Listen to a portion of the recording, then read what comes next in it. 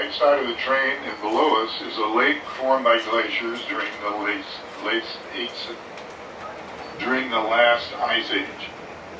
We know it today as Donner Lake. On October 31st, 1846, heavy snow near the east end of the lake halted an immigrant party led by George Donner. The party had departed from Illinois in the spring of that year, after falling victim to some ill-advised detours and suffering other delays. The Donner Party found itself attempting to cross the Sierra during an early and severe winter.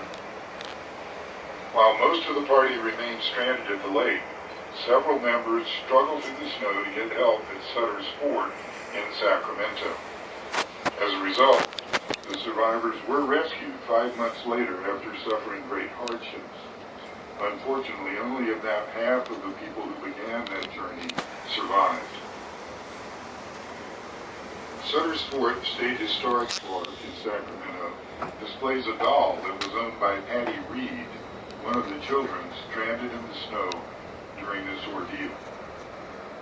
The story of the Donner Party, as well as other information about the history of the region and this railroad, can be found at Donner Memorial State Park.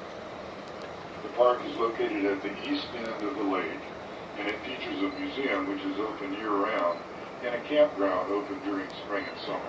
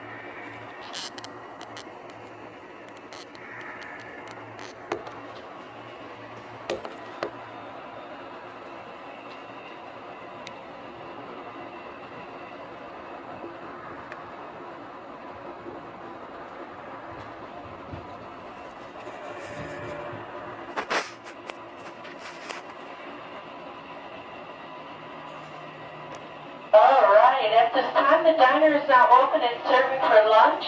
Please wait at the door to be seen by a member of the staff. Once again, the diner is now open and serving for lunch.